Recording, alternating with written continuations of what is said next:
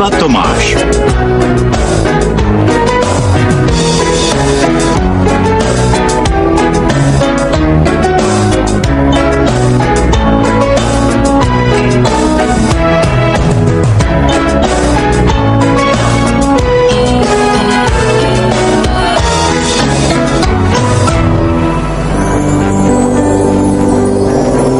Ostrov Sodor je obklopen krásným modrým mořem. Má zelené louky a žluté písečné pláže. Jsou tam řeky, potůčky a mnoho stromů, v jejich korunách zpívají ptáčci. Jsou tam větrné mlýny a uhelný důl a přístavní doky, kam přijíždějí návštěvníci ostrova. Ostrov má také mnoho a mnoho železničních tratí. Kdo to odfukuje na dráze? To je Tomáš. Ahoj, Tomáši. Ahoj všichni. Vítejte na ostrově Sodor.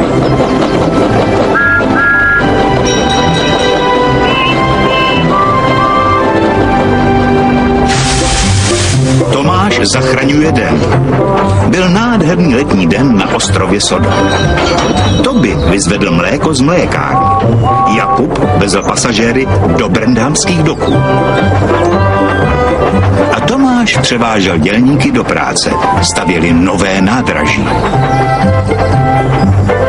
Každý den je Tomáš vezl do práce a přivážel je zpět domů.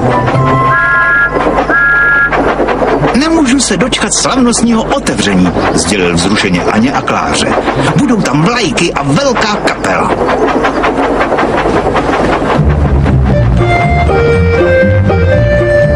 Na cestě k nové stanici byla na dráze složitá zatáčka. Tomáš ji neměl vůbec rád. Obával se té zatáčky. Ale byly tam jeho dobré kamarádky Anna a Klára, aby mu pomohli. Zpomal, zavolali. Zpomal a jeď opatrně.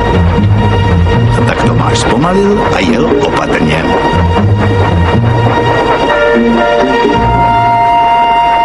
Děkuji, zabafal Tomáš k Aně a Kláře. Bez vás bych to nedokázal.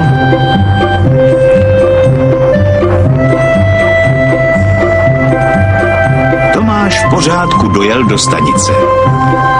Čekal na něj tlustý přednosta stanice. Anna a Klára dnes pojedou na seřízení, řekl Tomášovi. Musíš je ihned vzít do dílny. Ale jak potom přivezu dělníky domů?